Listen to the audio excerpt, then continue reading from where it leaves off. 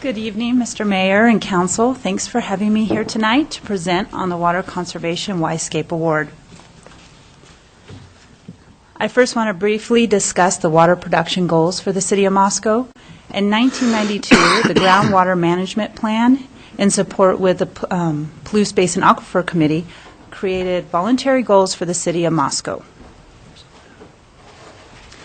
That included a 1% allowed 1% pumping increase to have a cap at the 125% target, which is 875 million gallons. As you can see from this graph, we do meet our PBAC goals. Here is a look at our monthly water use. As you can see, the months of May through October, we have an increase in water use. So with this, the City of Moscow wanted to expand the conservation program to target some of this outdoor water use and to reduce that. In 2000 and 2008, we created the Wisescape Award Program. This Wisescape approach recognizes those in the community that save our water resources with their landscaping choices. So if we think back to that slide where we're looking at our water use and it sometimes doubles in the summer months, obviously the Wisescape approach, if we want to go ahead and incorporate this into our landscapes, we can save that water resource. In addition, the city does have regulations, and if you go with the Wisescape approach, you can help, it will help you to stay within compliance of those regulations. Here's a closer look at our water use. The baseline is considered our indoor water use. Anything above that black line can be considered outdoor water use. Here's a closer look at what that means to our resident. At the water department, we have our Wisescape demonstration garden. We have an irrigation meter for that. It's a little over 1,500 square feet. That irrigation meter tells me exactly what we are using for that Wisescape to maintain it. So the green bar is our Wisescape actual use. That purple bar in the middle there would be traditional turf, maybe watering about 1 inch a week during the irrigation season. And then the blue bar would be considered inefficient turf, watering about 2 inches during a week during the irrigation season. Inefficient turf referring to perhaps systems that need to be maintained, or maybe the customer's watering a dry spot, so therefore they're overwatering other areas. As you can see from this, the Wisescape certainly used as much water that first year to establish it, but after that the water use did significantly decrease. With the Wisescape, and it does seem to be the normal trend when I do talk to the nominees, that by year 3, it's pretty well established. You're using less water, less resources. They're not having to mow. 2012, we have you see that's the lowest amount of water we've used at 2,600 gallons for that season. That was due to well 9 being, there was a time during that summer where well 9 was not available, so we didn't water at all. Here's a look at our billing rates for our residential customers. We have a 3-tiered billing rate, and what this does is to perhaps motivate customers to use less water during the irrigation season. As you can see, as you use more water, the cost of that water does go up. So we're looking back to our demonstration garden, approximately that 1,500 square feet. And this time we're looking at what it costs to maintain those gardens or your traditional turf for the City of Moscow during that irrigation season. So this is not including the base rate, and it is also not including it's considering that the first 520 cubic feet are used for indoor water use. So anything after that is what I put on this graph to show what it's costing you to maintain approximately 1,500 square feet during the irrigation season. And of course, that first year, we were establishing our Wisescape at the water department, so we certainly were in Tier 3. But every year after, we stayed within Tier 2 and within good reason. So as you can see with the other traditional turf and inefficient turf, you're maintaining in Tier 3, so you're paying a higher cost. I mentioned our regulations in the City of Moscow. We do have the irrigation ordinance and the water waste resolution. Both were created in 2004. 2007, we amended the irrigation ordinance to allow for an irrigation season that was specific to our climate. And then there was also another change where we cannot water impervious surfaces. Another benefit would be with the diversity, you can bring in some urban wildlife, pollinators. A lot of people are interested in pollinators, so if you have your perennials and they're flowering, you're going to bring in a lot of different pollinators. So everybody knows from the previous slides that a Wisescape is water-efficient landscaping. I was just going to briefly show you what that means as far as converting to a Wisescape, what our nominees have done as well in their Wisescapes. Again, it was established in 2008. It considers the design, reduced resource use, soil, and plant selection. With a Wisescape, you could potentially save up to 50% of your outdoor water use by converting from a traditional turf. We're going to once again talk about the water department. This picture was taken in 2008, and you can look at this picture and decide what is wrong here. Obviously, the spray heads are a fine mist, which can't stand up against the loose winds that we get. That equals watering the sidewalk. Compact soil means you're going to have runoff. That also means watering a sidewalk. Compact soil means weeds. You have dry spots. So if you look at this, it's not efficient. You're going to be using a lot of water, and it's still not going to necessarily look, very pretty.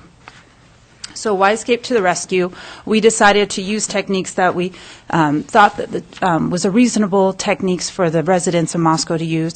So we rented a rototiller. We took out the turf. We added some compost.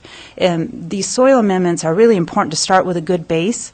I understand that not everybody is going to rototill and tear up what they have, but you can always add amendments even on top of around plants. Having a healthy soil allows a better water retention. It equals healthy plants. Here's a design. This is from a past Wisescape nominee. Here's a design that just shows how you can have a variety. She has natives in here. There's adapted cultivars. You have walkways so you can easily access plants, and you have the mulch that ties it all together. Here's a design from the U of I Arboretum. It's a more compact design. Going with a more compact design, essentially the plants you put there are going to outcompete the weeds, and so there, again, you're going to have less maintenance. Here's a more natural design where this is a picture of a newer landscape. There's room for these plants to grow. You also have a lot of rocks in this landscape. Rocks are excellent because you don't have to water them at all, and they require no maintenance. Also, you see there's some turf with this particular landscape, and it's strategically placed so when that turf is watered, and if there is overspray, it's going to water the plants around the turf and not a sidewalk. Here's another consideration, whether you're going to redo your yard completely or just add plants, to make note of the microclimates. If you're on the southwest end of the house, that's where we see the sun and the wind. The north side is going to be shaded and cooler. Think about planting along sidewalks and driveways. Those plants are going to get a little bit more heat. They're also going to deal with when you're shoveling snow, if you might be dumping that snow over to the side. Put plants together that have similar needs, and that way that's less work and less time for you. And also here you see a little bit of turf in the center. There again, when you water that turf, you're not ever going to be watering a sidewalk. So speaking of watering, the right tool for the job, here if you do need an overhead spray, here we see the rotary heads. Those can oftentimes do better with the plus winds, and they also do deliver water at a slower rate, so you perhaps could avoid that runoff problem. Drip system is a great way to just deliver water to the roots. You're not watering plants, so there you're not going to be weeding as much. And here, mulch is being applied, and that mulch is also going to reduce weeds, and as well as hold in that water into the soil. So finally, now we had our 2014 Wisescape nominations. We had a few categories. I wanted to thank everybody that was nominated for allowing us to take pictures and share that with our community. I would also like to thank David Pierce for volunteering and taking the photos. Our first nominee was the Latah Library, Public Facilities. This project was completed with the help of several community members, and they donated their time and their resources. Another residential nominee is Jennifer's Wisescape advice is, take the time to put in your new Wisescape because once it's in, there's practically no maintenance and no time needed for it to flourish, and you don't even have to mow. In talking with Cindy Fisher, her motivation was conservation, the beauty of the Wisescape Gardens at the U of I Arboretum, and her love of nature. Now retired, she is home less often and glad that the plants tend to themselves. Another nominee is Delphine Keim. Her Wisescape is a great example of how to design plants around a turf area for efficient watering. Flowering perennials will also invite the pollinators. Marla's Wisescape takes no water at all, and it stays green throughout the seasons. And our last nominee for 2014 is the Sweeneys, and their Wisescape is another example of using less water and the mulch that adds that finishing touch that also suppresses weeds. So after careful consideration, the mayor looked at all the nominees and decided on our featured nominees, and he'll go ahead and present that.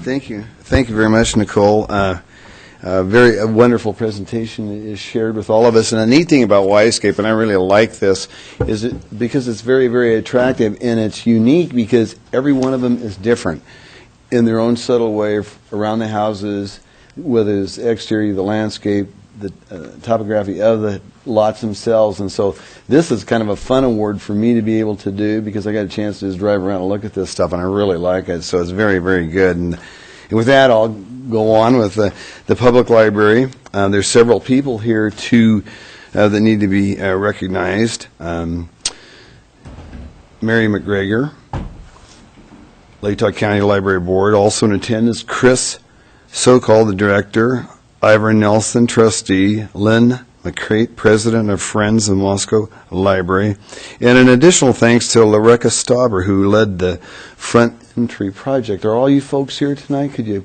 please come up here? We'd like to give you an award.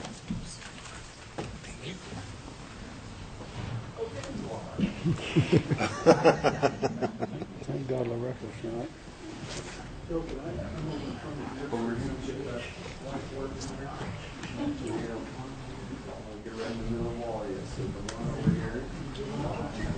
Yeah. Thank you. Thanks. You want to come a little farther? Let me get right smack in the middle. How's that? Okay, let's get all cozy here. Chris, right up here. Okay. We're all friends. This is Wisescape.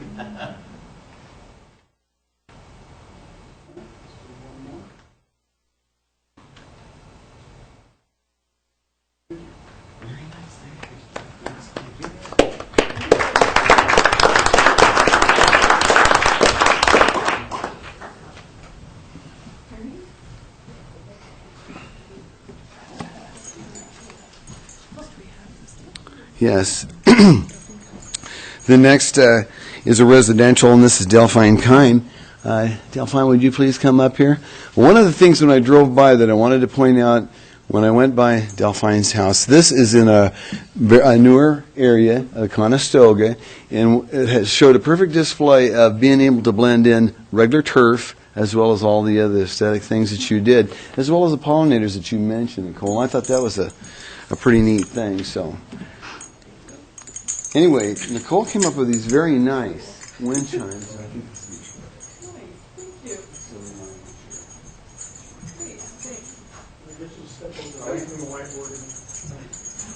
we must have something bad. Yeah, we must have something bad back in the back.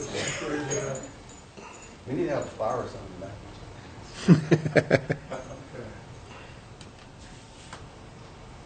One more.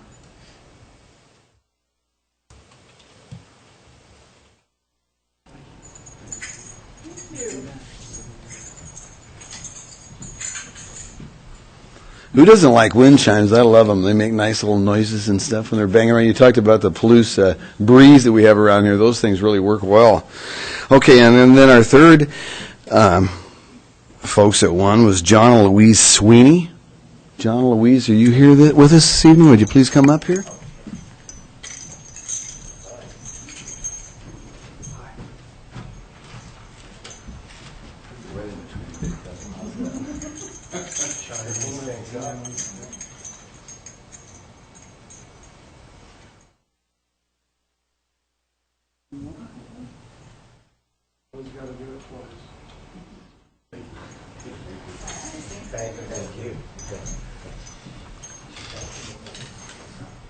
Well, one of the things I wanted to mention, too, about the Sweeney's place, it's in an older section of our town, and so we've got these Wisescapes all over our entire city in various spots.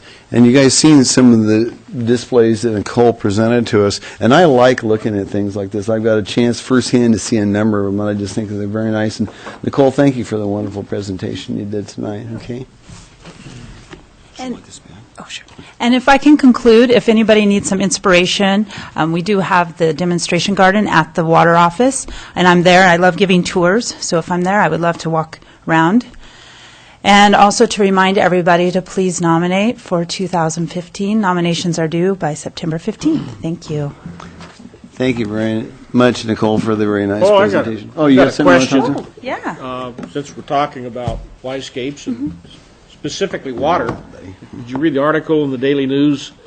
Yes, I did. It's interesting that since 2005 to the last study of 2010, that nationwide we use 13% less water, and that the average per capita use of water is 88 gallons per day per person. That's good. Well, the bad news is that the state of Idaho is higher than any other state in the nation, with a per capita average of 168 gallons per person. Do you have any idea what it is for Moscow? I do. If we just look at our Moscow customers, so I do need to specify the per capita water use for the Palouse Basin is a different number. Steve Robichon can supply that. But for the city of Moscow, if we just look at the customers and the water we bill out, so we're not considering all water pumped, because that number changes as well, but we're around 80. Around 80? Yeah. Now, if you want to consider the green space and all water produced, it's around 100. Okay, so we're much less than, we're close to that national average, and Moscow actually may be under it. So. And in 2 months, I'll have those 2014 numbers. Thank you. Uh-huh. Thank you again Yep. for a very nice presentation, Nicole.